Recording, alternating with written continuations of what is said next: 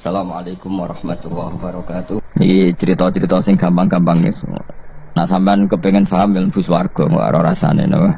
Kok angel menerangno. Soale ning swarga iku kepenak napa? Kepenak.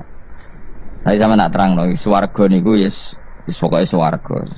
Ora usah bayangno mlebu swarga. Dimulai sakniki. Ya nak ya khisimun ngaten wae kan napa?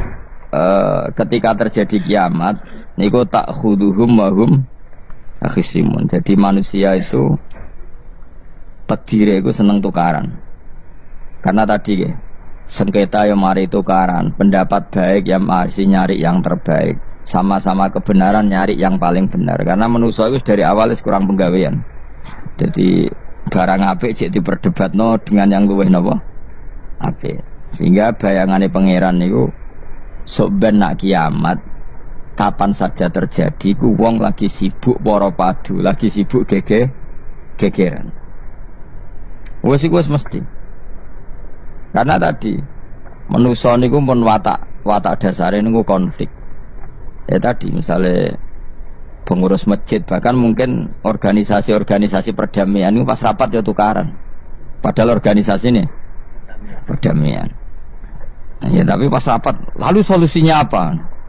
Solusinya begini sih, tok debat gini. Padahal, napa? Organisasi napa? Perdamaian. Tapi ya tetap tukaran. Asal cek manusia itu tukaran.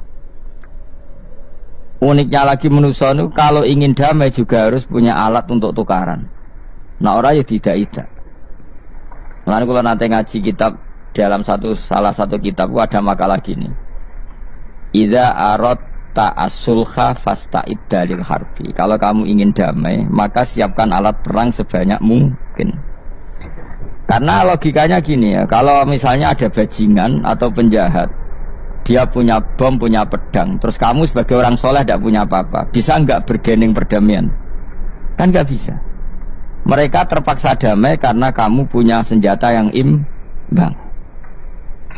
Jadi kalau musuh kamu punya nuklir terus kayak gak punya apa-apa, ayo damai wae. Kono kan rugi damai. Wong tak bom kena kok damai barang kan gitu. Makanya kamu harus punya senjata yang imbang. Makanya dalam tafsir-tafsir itu diterangkan ketika Allah menyuruh kita wa'iddu lahum mastata'tum min quwwati wa min ribatil khaili turhibuna bi aduwallah. Kamu umat Islam harus menyediakan alat perang sebanyak mungkin. Itu bukan berarti Allah menyuruh umat Islam perang terus buatan. Dalam keadaan dunia yang banyak gesekan seperti ini, orang itu bisa damai justru kalau sama-sama punya senjata. Dan itu teori itu dipakai seluruh dunia. Segamane cara sing didelok wong akeh sing ora jare. Misalnya Amerika kan terkenal dikjaya, Korea Utara ben dirgani Amerika kudu gawe senjata sebanyak-banyaknya. Ya sudah seperti itu sudah teori yang dikatakan Quran. Mata dolim itu nak ora diimbangi ya mesti yang satu diinjek.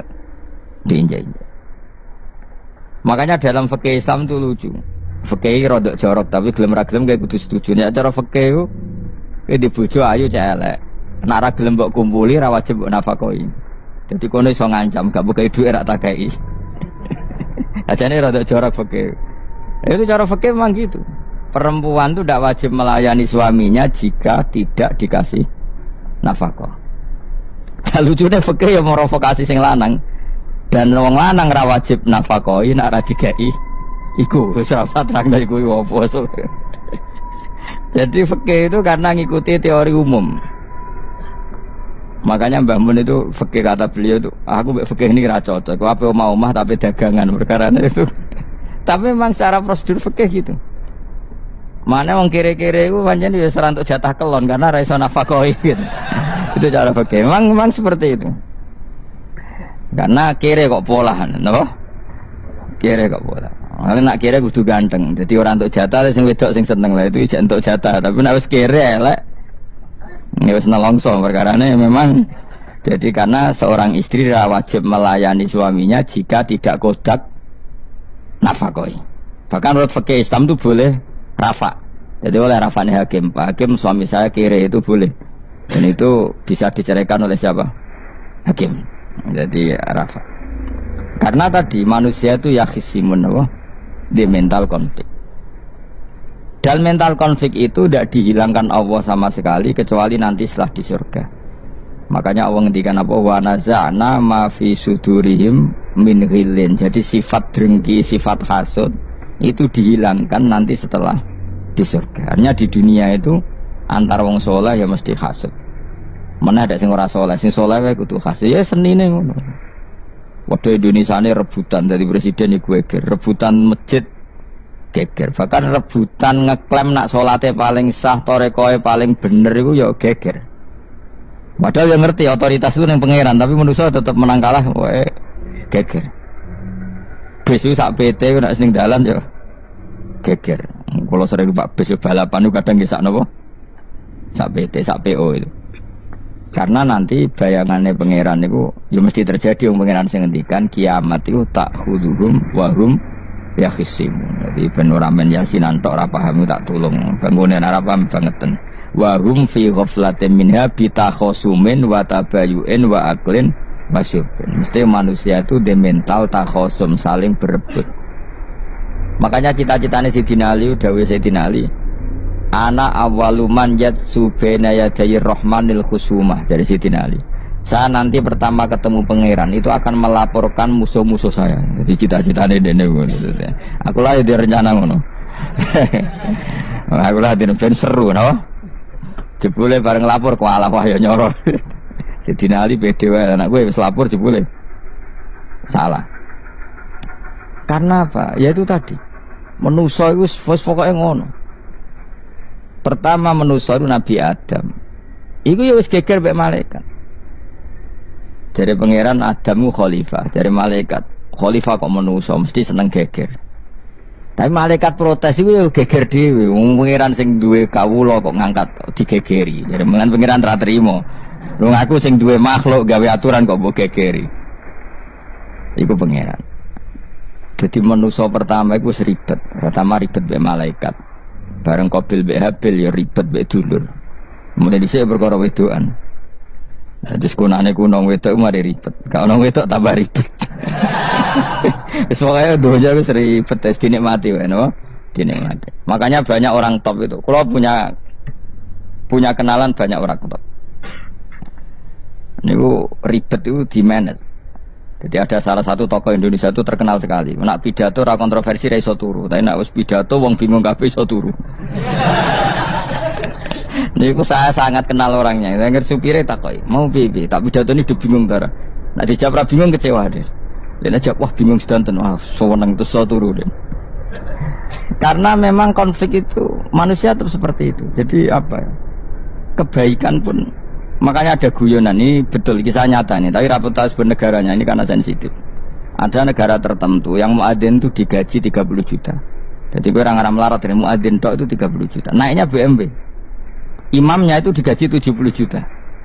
Hitung saja kalau 70 juta satu bulan, satu sholat berapa? 70 dibagi 30. Kira-kira berapa satu hari ini? 2 juta ya, sekitar 2 juta 200 lah. Enggak kayak Indonesia, imamnya fakir-fakir terus muadzinnya fakir-fakir. Dikira itu satu prestasi negara itu karena mengapresiasi, menghormati muadzin dan jebule sing kiai Indonesia aja penak. Madikman ke salat terus. Maksudnya lah madikman ke salat terus lah ono gajine ngono. Akhirnya kecewa dong. Semenjak itu ora berani cerita prestasi negara itu pada Indonesia. Ya dia itu bangga negaranya itu menghormati imam sampai digaji, muadzin digaji. Terus dikirakan Indonesia dinya. Imam Indonesia kan fakir-fakir, kadang wis padasane elek imami dhewe, komat dhewe. Terus macam-macam lah. Nah. Tapi dekne gak ngerti nek Indonesia ku pinter tukaran, pinter debat. Oh, berarti ke sholat terus itu perkara ono gajine to ngono. Makanya imam di sana sergap-sergap karena kalau nggak ngimami dipotong gaji. Semenjak itu negara itu nggak pernah cerita prestasinya negaranya mengelola imam. Nah itu dunia-dunia kemarin geger. Saya sering debat sama banyak kiai karena itu. Gue setuju di masjid imami digaji sama ndak. Misalnya saya partai ikhlas, setuju ndak biar imami itu ikhlas. Ada yang partai realistis, mereka kan punya keluarga harus dibaji dong, kalau enggak kasihan. Partai realistis versus partai ikhlas. Menang mana coba? Menurut hukumnya Allah mungkin menang ikhlas, tapi partai realistis, mosok wong kok ngimami tok ora entuk gaji. Artinya apa? Dalam kebenaran saja bisa diperdebatkan, apalagi barang bener baik batil. Karena manusia itu punya mental wahum yakhisimun. Ya sudah seperti ini. Makanya nanti benar-benar gak ada konflik itu di akhirat. Mulane akhirnya imam gak bangga. Ya surga imami maksane hebat nih, coba mergo digaji. Mandek man ke salat terus ngono gaji ini. Artinya salatnya orang Indonesia itu luar biasa. Imam-imam Indonesia tanpa gaji kok. Ya resikonya kadang mutung, itu kan gak masalah. Tapi ya gak masalah lah, tapi tetap ikhlas timbang napa? Gaji. Mana kulo nu bingung saya hafid mulai digaji, ustad digaji, kulo bingung ngerti takoki. Kulo berkali-kali beberapa pemprov kan ingin mengapresiasi hafid dapat insentif terus ustad. Kulo ngerti takoki jenengan termasuk yang setuju apa enggak? Muni setuju iku kok didik uang kedonyan. Muni ra setuju hafid metu dhuwit kok ora oleh. Aku yang mending ngene, wong alim ra iso mikir donya, mending ngono ta. Itu yang tanya itu kadang gubernurnya tanya saya, bupatinya tanya saya, Gus di daerah mana-mana itu ustadz, guru madrasah itu dapat insentif. Cara jenengan Rembang setuju apa enggak? Aku jawabku yo ngelatih ustadz seneng duit yo ora apik. Nentang ustadz untuk rezeki ku yo ora apik. Wong ustadz fakir yo akeh tenan. Nah, kau kan wong keramat, gak mati masalah cara orang untuk gaji. Tapi kan tidak semua orang keramat. Nah, kalau wong keramat untuk gaji tetap gagal.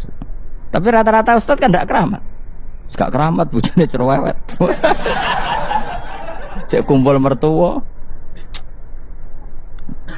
Ndak, kalau sampean misalnya jadi, ndak ini cerita Wakhisimun. Seman setuju enggak kalau ada hafid itu dapat insentif?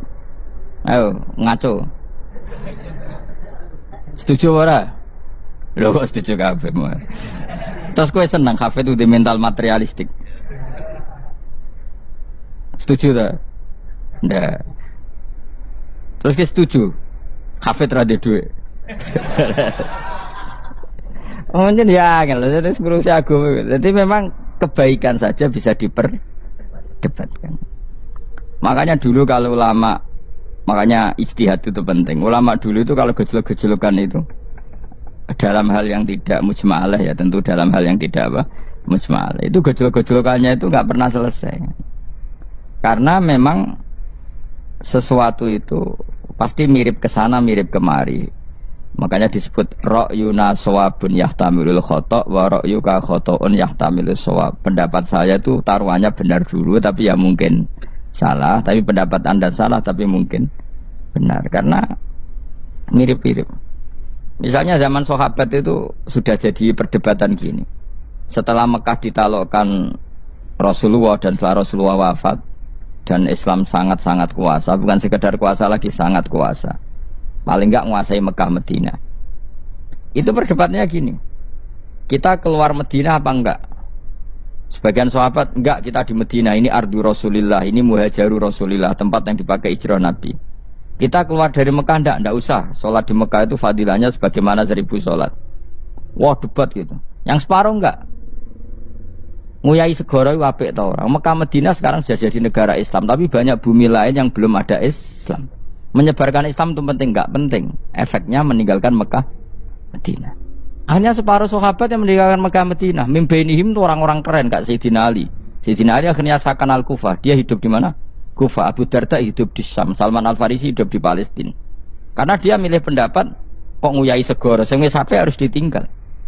Akhirnya menyebarkan Islam kemana-mana. Termasuk barokahnya mazhab itu ada yang ke Cina, terus terdampar di Selat Malaka, terus ada yang ke Aceh. Makanya banyak yang berpendapat Islam masuk Indonesia ya era apa sahabat. Tapi kalau ditanya bagaimana hukumnya meninggalkan Mekah Medina, ya buruk. Negara sebaik itu kok ditinggalkan. Tapi bagaimana hukumnya membiarkan bumi lain tanpa dai, ya buruk. Terus kayak jawabmu piye? Jadi dalam kebaikan saja ada perdebatan. Kayak gue lah misalnya, piye hukumnya dolan mbek kanca traktir ya apik. Piye hukumnya nraktir kanca nganggo jatah belanjane bojo? Elek. Akhirnya jare wong lanang-lanang, yo ono dhewe Gus ono jatah bojo atau jatah Konco karena duitmu cukup nak ora. Ya itu udah semua manusia itu wahum yakhisimun. Makanya sampean kalau beda pendapat itu sing biasa wae. Joko wong saiki kan beda pendapat geger. Beda pendapat itu sudah fitrah. Enggak mungkin lah. Kita ada beda pendapat itu enggak mungkin. Di kampung-kampung kalau ada masjid speaker di mana-mana saya sering ditanya. Wadah yang progus kandhani nak adzan jo banter-banter, mengerameni tonggo. Nak niat salat ora usah adzan nak teko. Bar. Sing sitok yo ora kudu banter ben siar. Sing sitok mok sedemen dipisoi tok, mergo sing ora seneng malah mok misoi tok, sing wis seneng tanpa adzan pun yo tanpa adzan rame-rame maksudnya wis salat ke milih ndi. Dulu tuh perdebatannya gitu. Abu Bakar nak wiridan yang masjid tuh wirih banget, selirih-lirihnya. Umar nak wiridan bianter, tapi ranggosan sistem mung zaman itu, tapi banter aja. Tapi sengramain lah intinya sengramain. Ketika Abu Bakar ditanya Rasulullah, ya Abu Bakrin, kenapa kamu melirihkan suara? Jadi saya itu malu sama Allah. Dia itu zat maha mendengar. Jadi saya mengeraskan suara itu malu. Kayak pangeran butuh suara keras saya. Umar ditanya, kenapa kamu terlalu keras? Umar jawabannya sederhana, bener-bener ngantuk. Makanya nggak ada satupun ulama yang mengatakan Umar itu afdhalu min Abi Bakar. Kok jawabannya yo kadang sederhana banget. Malahnya ijma' ahli sunnah Abu Bakar afdhalu min Umar. Kok nak dual jawabannya kok beneran ngantuk. Padahal jawabannya Abu Bakar, kula nu isin kalian pangeran yang maha pendengar kok banter-banter. Rasulullah dalam banyak hal ya gitu, ketika banyak masalah itu sahabat donga banter-banter. Nabi duka, innakum latatuna as-samma. Kamu tidak berdoa sama zat sing budek, maka kamu enggak usah banter-banter. Jadi andaikan ada istighosah pakai sound system banter-banter itu ya perlu dipertanyakan. Lah pangeran wis krungu gegere ngono lho apa misalnya. Tapi misalnya mazhab itu kamu pakai, terus ada pertanyaan, dangdutan saja banter, kenapa kalimat thayyibah tidak boleh banter? Masalah mana? Ya asal isi dunia itu masalah. Kemilan dia. Ini cerita saja. Kalau manusia itu istighosah jaluk tolong sama pangeran kan? Pangeran sudah dengar tanpa sound system apa enggak? Kenapa banter-banter?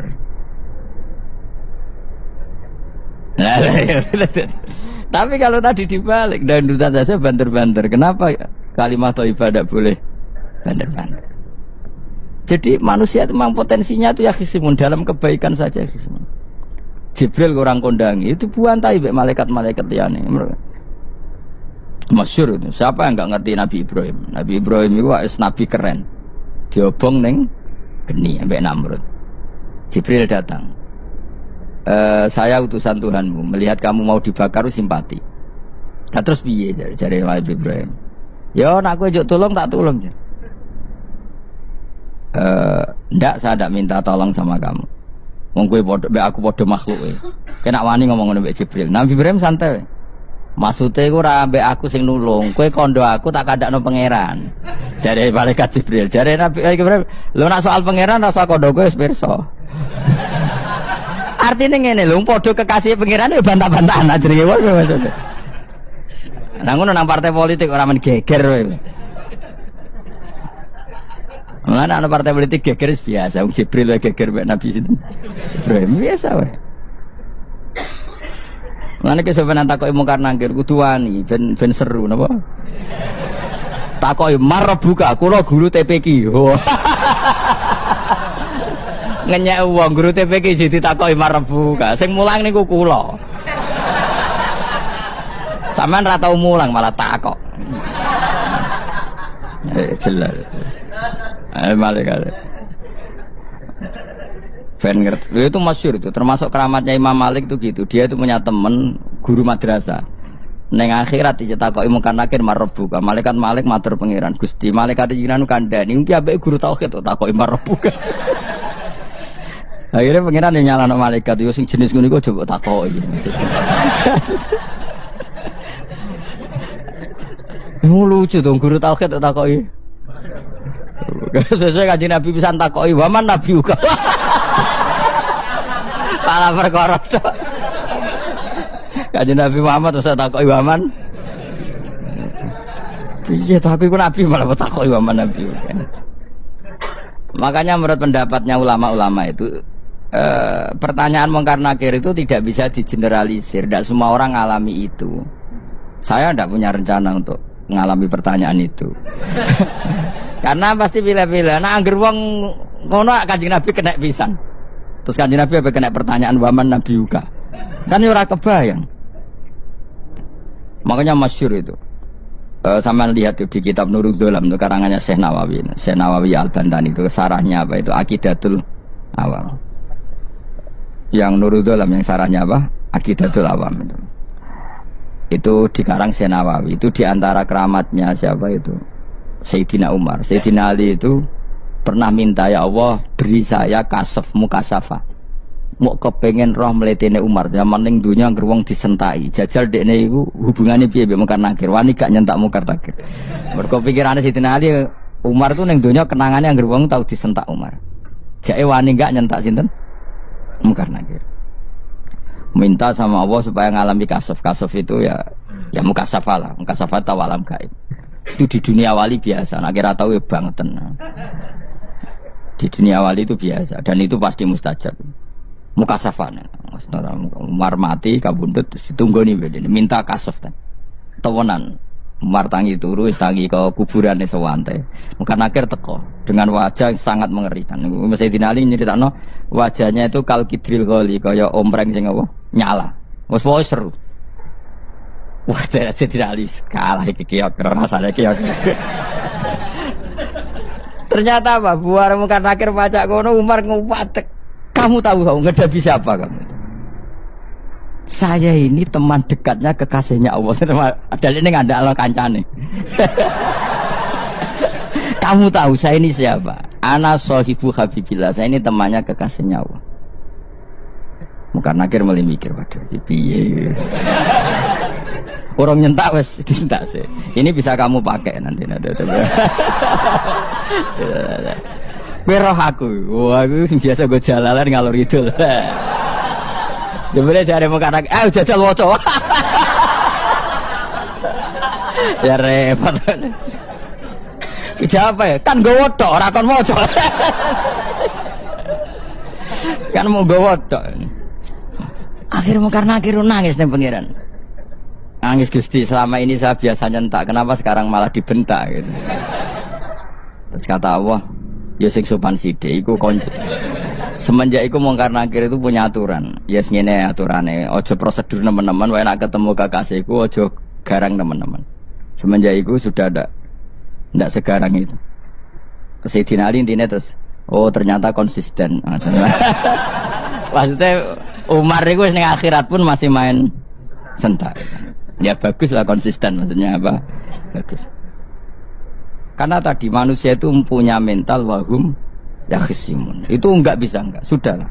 Di perdebatan kebaikan, makanya rapat keluarga apa? Masih niate silaturahim wis tetep dolan ning dulur niate silaturahim bareng dulure rapati perhatian. Dolan ado-ado rapati rahab. Gremeng kan padahal niate silatur. Itu ada organisasi perdamaian kira-kira di internalnya banyak konflik dah. Banyak padahal jenenge organisasi perdamaian. Coba itu bom-bom dari Amerika atau mana itu kalau ngebom negara tertentu kan karena negara ini apartheid atau apa. Tapi untuk damai juga ngelewati apa? Bom dulu. Untuk memaksa satu negara agak perang dia dipaksa dengan alat perang. Coba Indonesia dijajah Jepang, Jepang tuh mau pulang karena dipaksa sekutu. Jadi untuk damai saja dipaksa dengan alat perang itu dunia. Betapa ada idealnya dunia untuk damai saja harus perang dulu. Makanya idza aradta sulhan fasta'id dalil harbi. Kalau kamu ingin damai pun harus menyediakan alat perang. Karena kalau yang punya apa-apa pasti diinjak-injak. Ya sudah seperti itu. Ini dunia semuanya nggak pernah sempurna. Apa damai harus perang. Harus paling nggak punya alat perang. Karena mentalnya manusia itu wahum yakhisun. Sampai pas kiamat itu cek wahum yakhisun. Makanya ya sudah seperti itu. Tapi nanti insya Allah barokah kesolehan-kesolehan itu perdebatannya dalam kesolehan. Kayak yang dialami malaikat Jibril dan Nabi Sinten Ibrahim. Malaikat Jibril empati ya karena kekasihnya Allah dibakar. Ibrahim merasa dekat sama Allah, gak perlu perantara Nabi siapa? Malaikat siapa? Jibril. Itu bagus ya perdebatan dua orang soleh. Banyak lah. Rasulullah dengan Jibril ya sering kadang-kadang debat, tapi perdebatan orang-orang soleh itu memang luar biasa. Coba debatnya Kiai Indonesia bagi negara sebelah sisi itu. Wah negara kami imam masjid itu digaji gini-gini. Niate pokrol coba cari Kiai Indonesia. Mandek man ke sholat terus lah no gaji nih. Akhirnya kan, yo malu tuh ternyata sholatnya terus itu karena apa? Gaji. Orang Indonesia tetap sholat tanpa gaji, tapi gerbangnya jalan terus. Loh iya saya sebagai kiai itu sering bingung kalau ditanya gitu. Saya sering kenal bupati, gubernur. Kalau sering tanya, Gus saya itu ingin mengkhidmati agama di Jawa Tengah atau Jawa Timur, ingin ngasih insentif sama guru Madin. Saya sebagai kiai kan juga bingung. Muni setuju gue didik uang material, muni rasa setuju.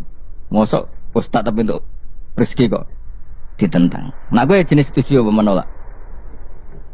Ya Mustafa sing khusyuk muni setuju. Wes bosan deh nabi melarat. Ayo setuju orang. Nah aku wong alim ada takdir mas. Suara kena dipikir itu ya, suara kena dipikir. Ya karena tadi sudah wahum ya khisimun itu apa? Wahum ya khisimun. Ya sudah seperti itu. Mohon kalau terus nang. Wamtazil yauma ayyuhal mujrimun. Ayaqulu lan dawuh sapa Allah taala. Imtazil yauma. Nggih niki oleh nafsir Imam Suyuti wamtazil yauma ayyuhal mujrimun terus wawune niku dilebokno lafaz yaqulu wa yaqulu. Tegese lan dawuh sapa Allah taala dawuh imtazil yauma. Imtazumi saw sira kabeh al yauma ing dalem iki dina ayyuhal mujrimuna he wong-wong sing dosa. Lan iki nunjukno nak zaman ning donya iku kancanan wong kafir sing ora harbi ki angsal. Mergo orang bener-bener terpisah dari wong kafir teng akhirat. Makanya ulama-ulama tidak mengharamkan misalnya ada mahasiswa Indonesia kuliah di Jerman atau gak apa-apa. Sementing jaga imannya. Karena wajib terpisah mbek wong kafir iku nak wis teng akhirat. Imtazul yauma ayyuhal mujrimun infaridu adil mukminin indakhtilatihim bihim. Saat di akhirat benar-benar orang mukmin harus terpisah dari orang kafir karena alamatnya berbeda. Tapi kalau di dunia kan ada hajatil muamalah, ada hajat muamalah. Ya, tadi asal tidak harbi, ada asal kafir yang tidak musuhi kita. Karena ada hajat muamalat. Ya, ada hajat apa? Muamalat. Mau tidak mau. Misalnya kamu ya haji ya pakai pesawat bikinan Amerika. Orang Amerika bisa punya uang ya nak pesawatnya kepayon tinggal haji. Kalau enggak ya ada yang rental ya bangkrut. Nah, tapi kau nak misalnya ranggu pesawat sampai melaku. Ya asal di dunia itu pasti ada saling interaksi sosial. Paham ya? Nah nanti benar-benar terpisah wamtazil yauma ayyuhal mujrimin itu nanti nanti. Nggak bisa dihindari. Wamtazulan misau sira kabeh al-yauma ing dalem iki dina ayyuhal mujrimuna ya eling-eling sing dosa. Saya punya sekian cerita ya supaya sampean tidak jadi ekstremis. Allah mentakdir dunia itu sudah seperti ini. Sudah kamu tidak boleh protes. Kayak apa Nabi Musa itu Sofiyullah. Sing rumat Nabi Musa cilik sapa? Fir'aun. Ketika Rasulullah lahir itu panitiane ra kowe Abu Lahab. Wong roh kabeh. Pas Nabi lahir kowe mbek Abu Lahab berjasa ndi? Berjasa Abu Lahab. Abu Lahab saking senenge ponakane lahir lanang ganteng itu candaleme dekne mestine iku penting bagi dia dihibahkan ke Sayyidah Ami. Nah iki jenenge Suwaibah napa? Al-Islamiyah. Cara Jawa wis kira sange wangi aku nduk nggih wangi dulurku wae mergo duwe bayi. Kayak apa? Dia yang tasakuran, yang ribet karena iya kekasih pangeran di rumah Abu Lahab. Musa di rumah Fir'aun. Ini dunia serai dia. Ya sudah seperti itu. Kamu mau apa? Lah pangeran yo ora risi tenang ae. Misalnya Abu Lahab protes, "Kula nate ngurmat kekasih jenengan." Iya dunyaku sembung. Selesai kan? Dunyaku dipangan kekasihku, selesai kan? Misalnya Fir'aun protes, "Riyen sing ngurmat Musa kula lho Gusti." Nganggo dunyane sapa? Dunyane jenengan ya wis masalah ya apa? Pangeran santai wae. Tapi nak kowe ada bayangno wong saleh kudu steril kok wong kafir lah terus kowe gak tau maca sejarah. Wong Nabi Musa itu rumah Fir'aun.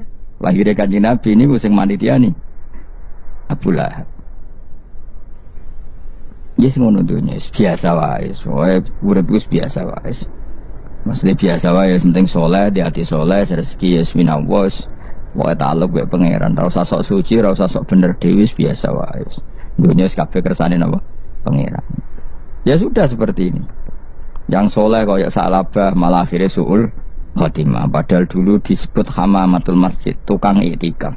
Gak tahu mulai ke masjid, tapi akhirnya su'ul khotimah. Wahsi sing mata ini kekasih Nabi, rupanya mata ini Hamzah ditakdir husnul khotimah. Makanya dungo ya muqallibal qulub tsabbit qalbi ala dini. Kita tidak pernah tahu. Nah kenapa kalau saya ngaji PD, mereka aku muji pangeran, saya tidak pernah mikir awakku, tak penting awakku, penting muji pangeran. Ngaji itu artinya kan muji pangeran, muji ilmu nih pangeran, ya sudah selesai. Itu anak gue dungo itu mikir awakmu dewi.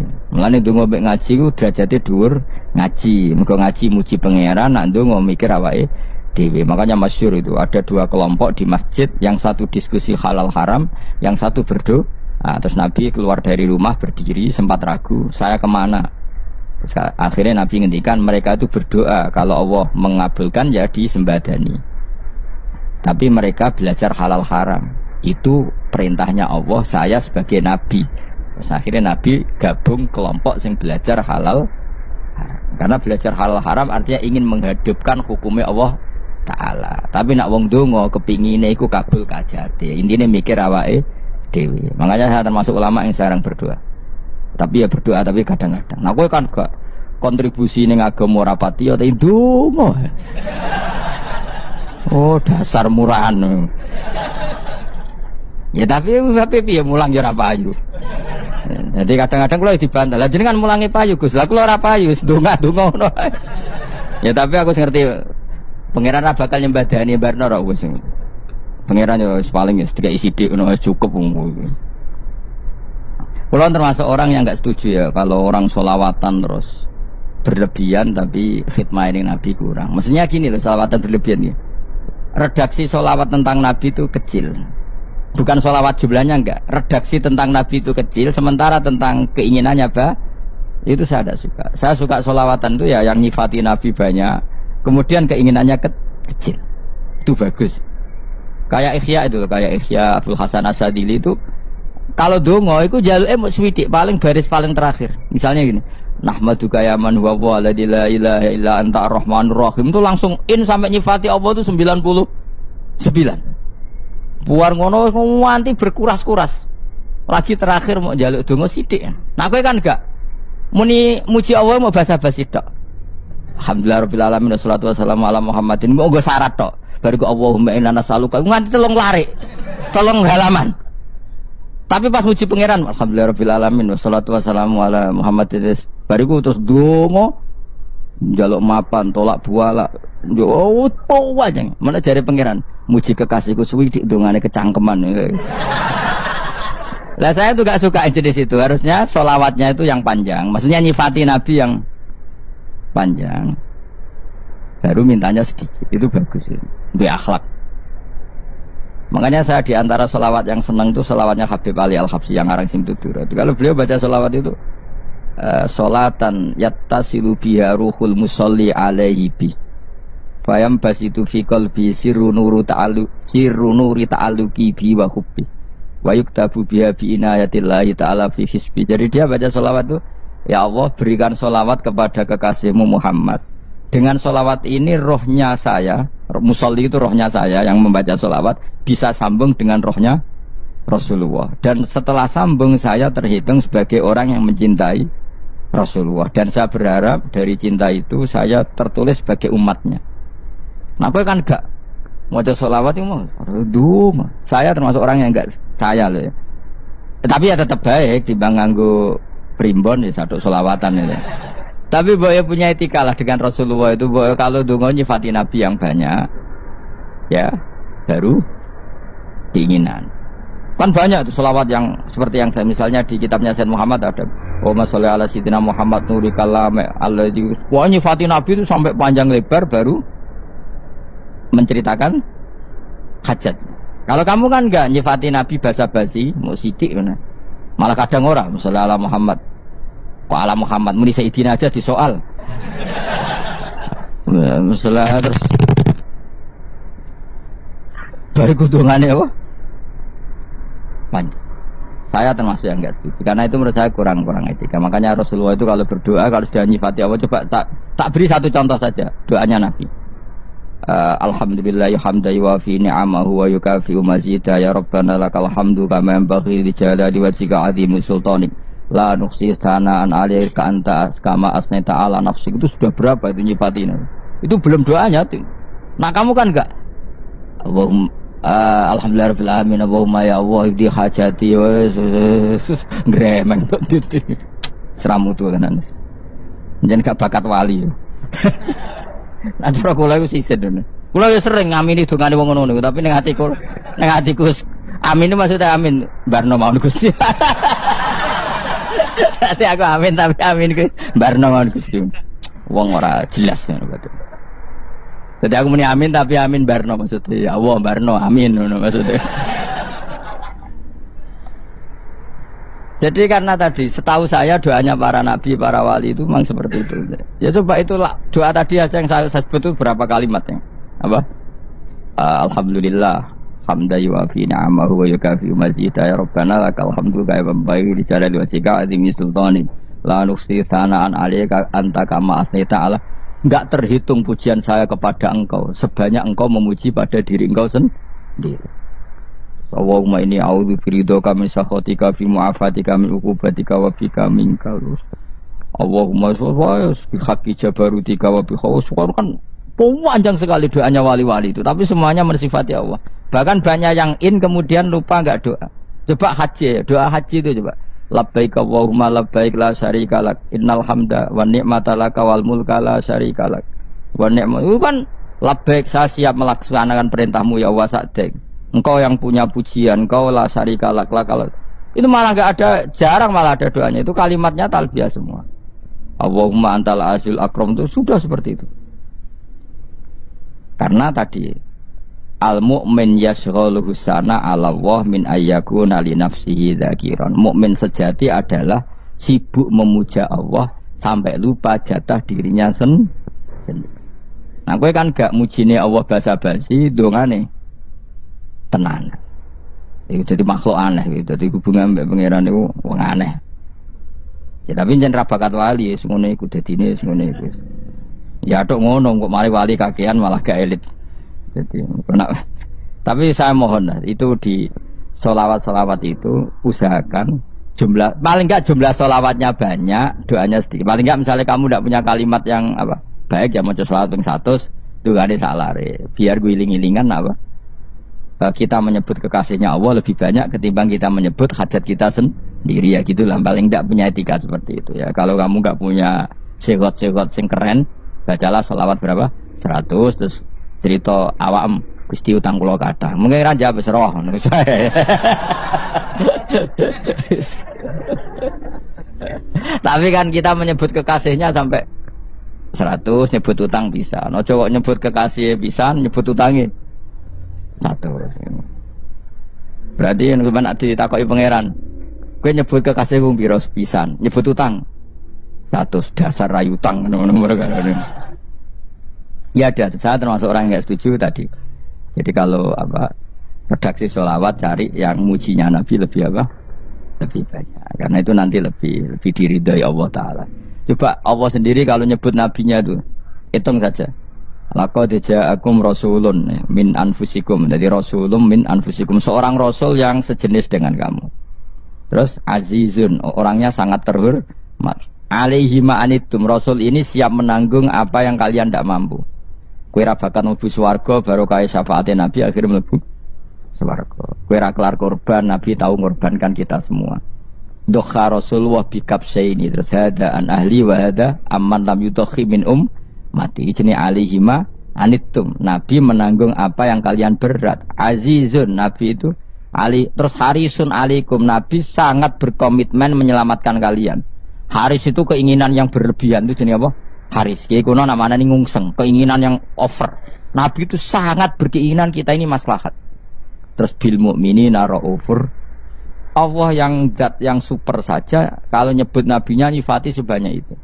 Ada ayat lagi misalnya, Rabbana wab'ats fihim rasulam minhum yatlu alaihim ayatika. Muhammad itu siapa? Seorang rasul yang membacakan ayat-ayat Allah.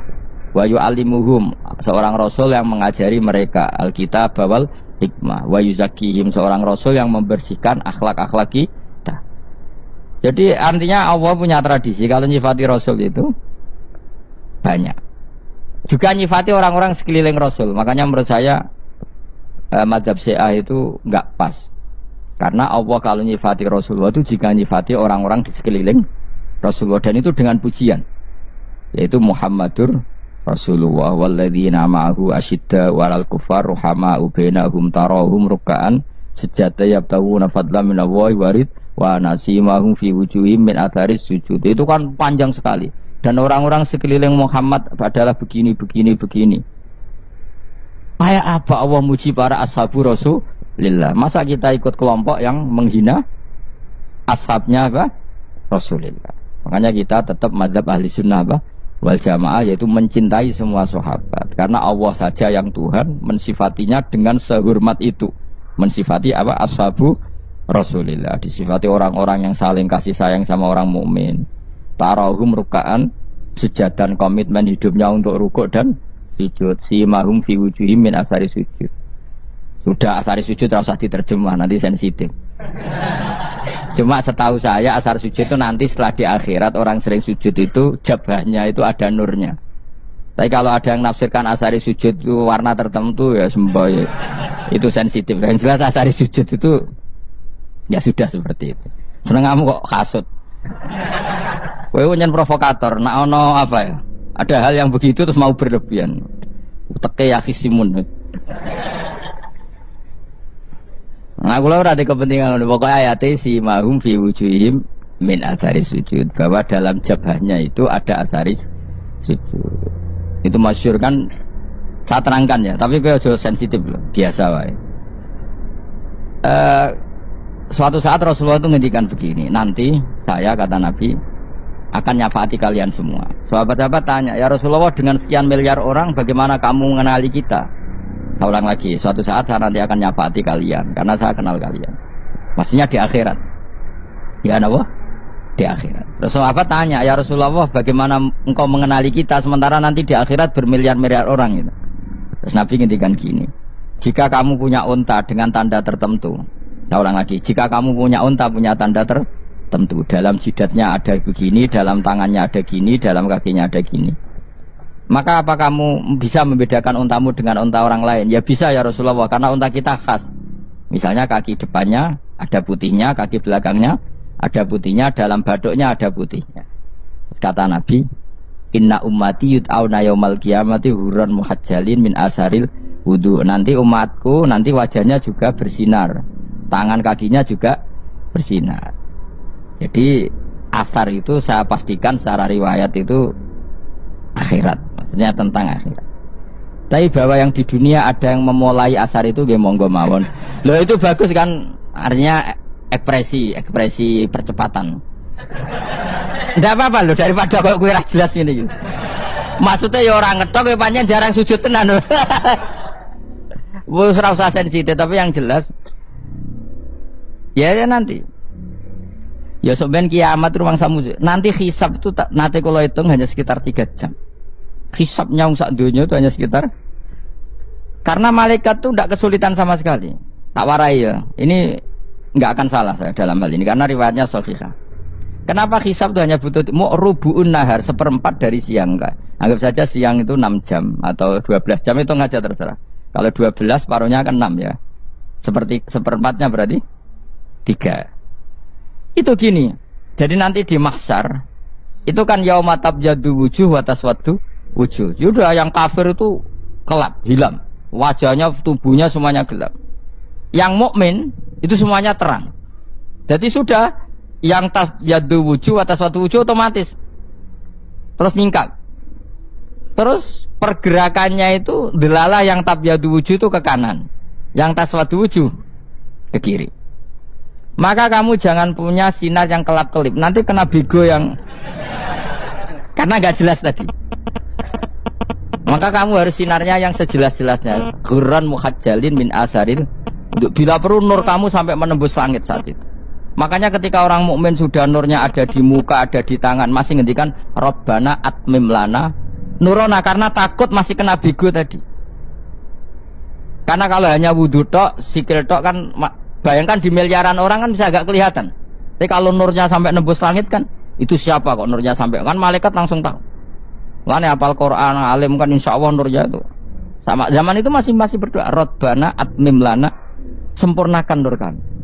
Karena nanti identifikasi malaikat berdasar tadi. Kalau ada nur berarti diletakkan ashabal yamin. Kalau nggak ada nur, ashabal shimal. Nah malaikat yang dibawa bigo itu kira-kira detail nggak? Dugaan saya kalau kelap-kelip pasti kena simal. Wah ini partai kiri mesti kan. Pemenang yang wudhunya mau dulet sirah tok sidik. Karena anak mazhab Syafi'i. Sebetulnya meskipun tuh sebaiknya kalau basuh sirah itu kabeh ben ora kelip mana aneh pepes terus dulat-dulit tok. Iku soben ya itu. Kelap. Ya sudah ya. Setelah itu kata ngendikane pangeran yu'raful mujrimuna bisimahum fayukhadu bin nawasi wal aqdam. Orang-orang pendosa kelihatan maka diletakkan di kiri. Nah sama yang orang-orang baik simahum fi wujuhim min asari. Jadi ayat itu jelas tentang akhirat. Tapi kira usah terus merovokasi. Seneng kamu kok ya khisimun. Maksudnya provokator gitu. Jadi nanti yang mukmin jelas nurnya. Lah nur ini nanti dengan kadar iman kamu, perilaku kamu. Ada yang kelap-kelip, ada yang... Nah yang kelap-kelip ini yang kena bigo itu tadi. Nanti setelah kena bigo ikut ashabis simal, yang kelap-kelip disortir lagi. Malaikat yang bagian detail kan ada nanti. Nah ini terus ditubir neraka. Yang kafir bener-bener neraka, yang ini ditubir neraka. Nah, itu nanti ini yang ngel-ngelok Kanjeng Nabi digoleki ya ini itu. Mana sakit Kanjeng Nabi, mana ono kiai soleh darani nek iso soleh dhewe sakit Nabi mergo terus goleki endi umatku sing kelep-kelip gitu. Dicari disyafaati. Ya imma langsung dituruti Allah wa imma diumbasikne neraka. Ya terserah rencanamu piye kon aku kowe. Tapi yang jelas apa? Kiamat itu cepat sekali karena tadi ada identifikasi tadi. Makanya hanya cukup 3 jam karena tadi yang jelek kelihatan jelek, yang baik kelihatan baik. Makanya cepat. Ya oraful mujrimuna bisimahum, orang pendosa dikenali lewat alamatnya yaitu taswaddu apa? Wujuh. Kalau orang baik dikenali lewat tabyadu wujuh. Nah terus setelah nyingkir, ini ngono tak warai kiamat. Setelah nyingkir itu faduri babenahum bisuril lahu bab. Setelah tersingkir tadi terus lalu ada pintu penghalang, pintu pemisah.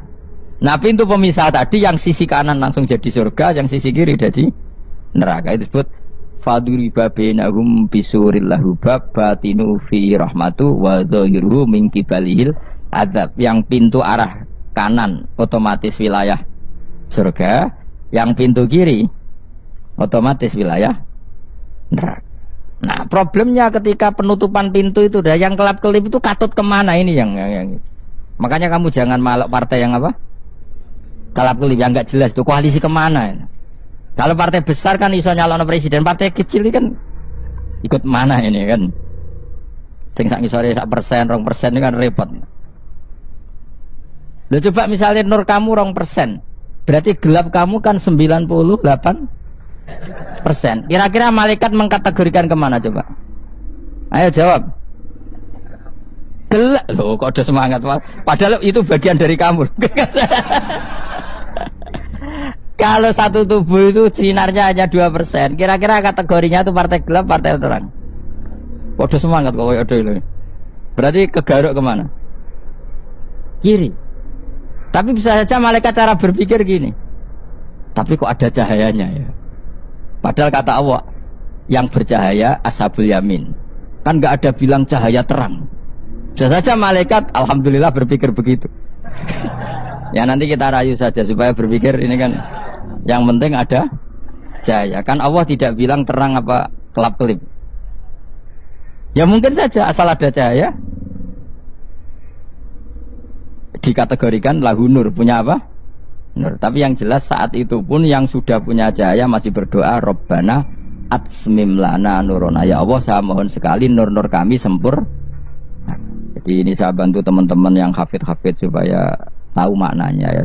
Dan yang nggak hafid ya dengar ya. Kalau nur itu penting. Makanya Nabi itu kayak apa, Nabi itu orang super itu kalau ngendikan Muhammad al-min fauqi nuran wa min tahti nuran wa an yamini nuran wa an simali nuran, sampai terakhir Nabi masih mendoa untuk dirinya waj'al li nuran, dan semua tubuh saya jadi nur. Saya Nabi sudah gitu. Ya Allah, jadikan sisi depanku nur, belakang kami nur, kanan nur, kiri nur, terakhir itu apa? Waj'alni nuran, dan doa semoga semua tubuh saya jadi nur. Itu termasuk doa yang sering saya baca.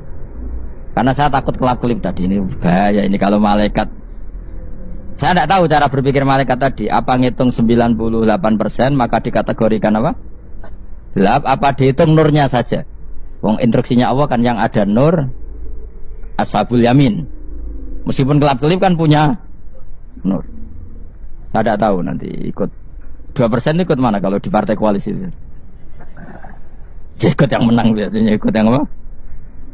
Ya paham ya, makanya saya mohon kalau wudhu itu usahakan sempurna, terutama wudhu sholat.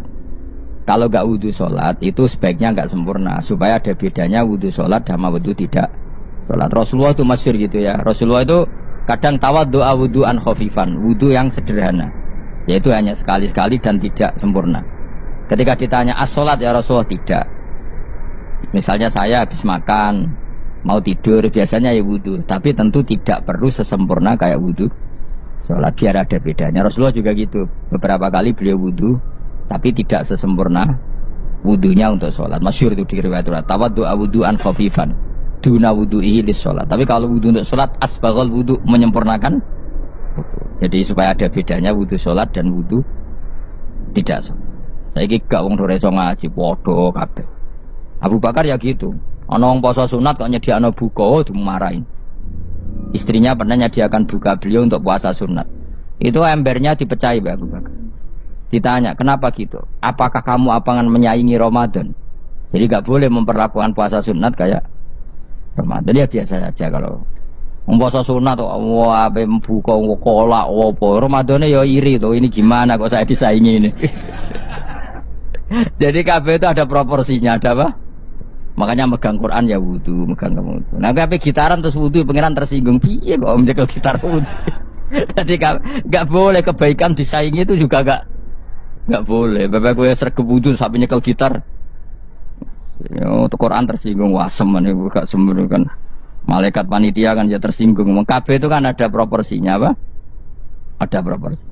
Itu hebatnya Rasulullah. Jadi kalau beliau wudu, bahkan wudu itu wudu li sholat sama tidak sholat itu. Misalnya sholat sunat. Sholat sunat itu kamu mampu ngadeg boleh nggak duduk?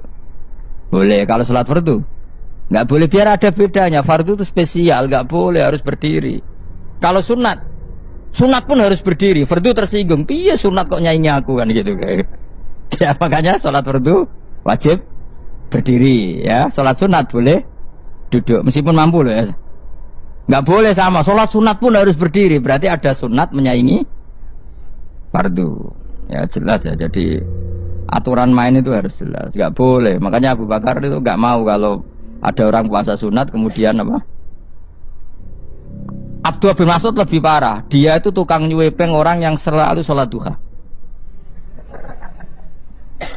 Makanya saya itu duha itu jarang karena takut kena sweepingnya siapa? Abdullah bin Mas'ud. Itu ada orang khusyuk tiap hari duha disweping sama dia. Apakah kamu menjadikan sholat ini jadi fardu kok mbok lakoni bedino? Awas nampak lakoni bedino. Daerah akhir duha dilakoni bedino. Perkara ini butuh duit. Itu kalau zaman Abdul Mas'ud kena sweeping apa? Karena berarti menandingi fardu. Yes, ora usah anut ilmu ku bahaya itu di sensitif. Cuma ini kan ilmu tetap tak utarakan biar kamu tahu, enggak boleh fardu disaingi itu enggak. Coba kan banyak ketentuannya tadi. Contoh paling gampang itu apa? Kalau sholat fardu boleh enggak boleh apa? Duduk. Sholat sunat boleh duduk.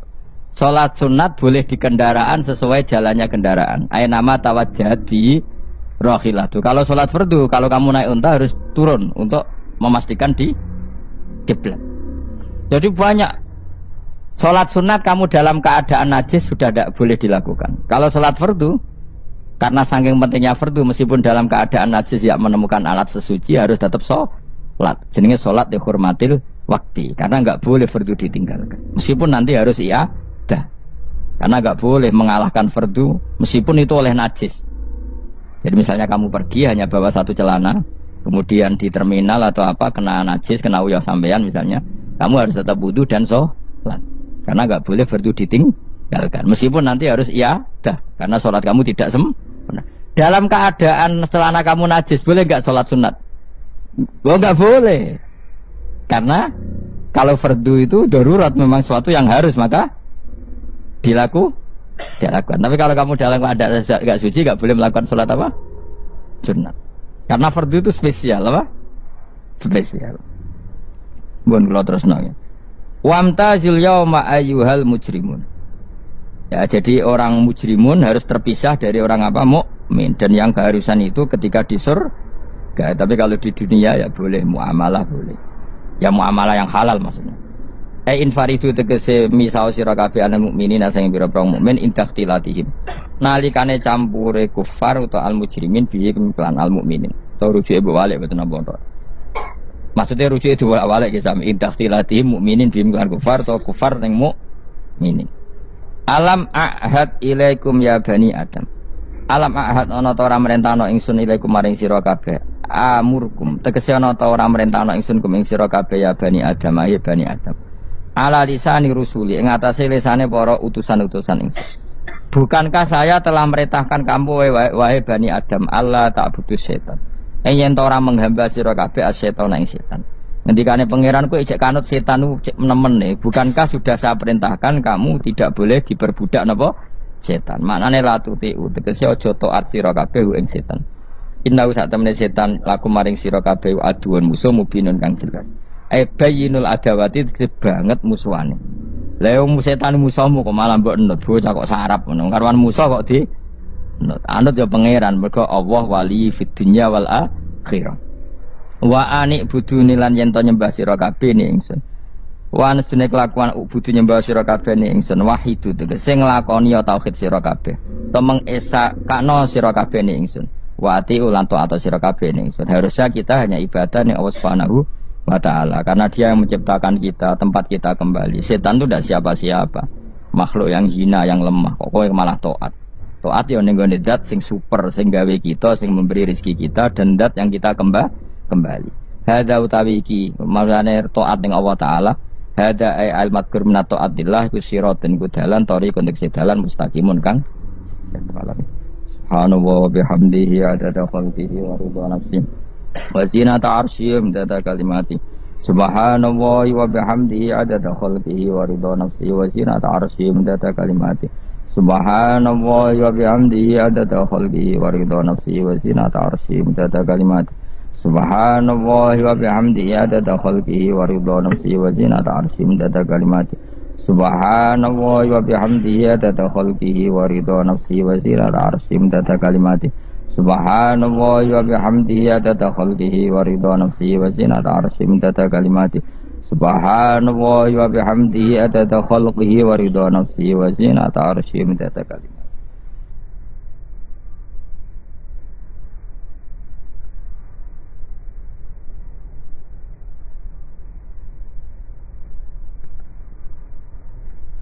Idzal tabasa alaika amroni fangzur asqalahuma ala nafsi fattabi'u fa innahu la yaqulu 'alaiha illa ma kana haqqan.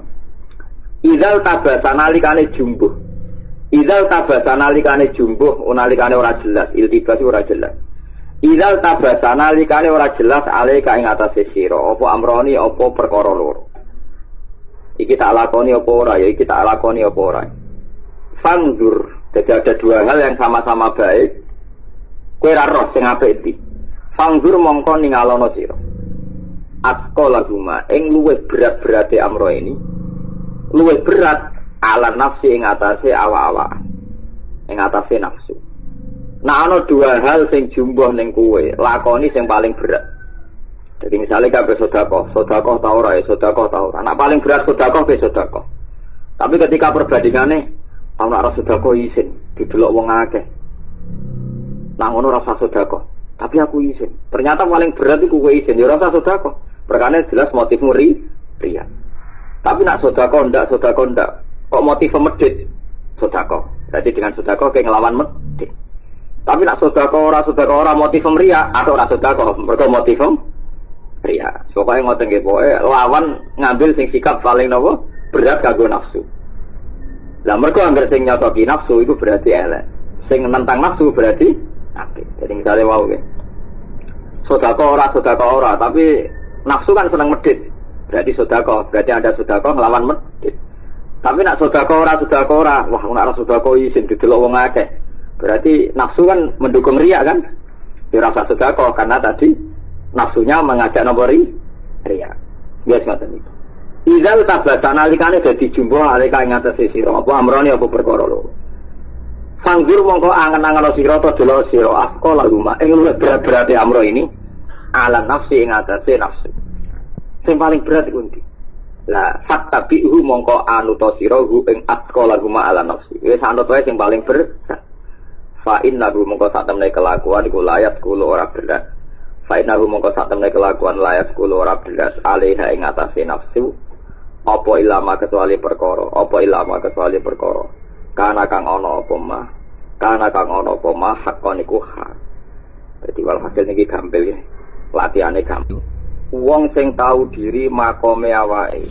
Kira-kira cara pangeran iku dekne sapa? Yaiku ahli swarga. Dinak makome asbab apike asbab. Nak makome dadi wong awam apike awam, nak makome ulama nak makome wali. Cuma masalahnya selalu ada wong sing nyongkone tok mergo wis semeh tapi ra tok. Nyongkone sudah sampai tapi urung sampai. Sing masyhur ya cerita teng manakib ning. Teng manakib ana wong soleh tenan yo meh wali tenan. Walhasil dia karena tidak pernah dosa, dekne nyongko anak guru Arab baru. Dia mengklaim ini kalau bahasa anak ilmiah, dia mengklaim mendakwa kalau roh Arab baru. Akhirnya orang-orang bingung apa betul orang fi hadhihi dar di dunia ini roh Arab baru.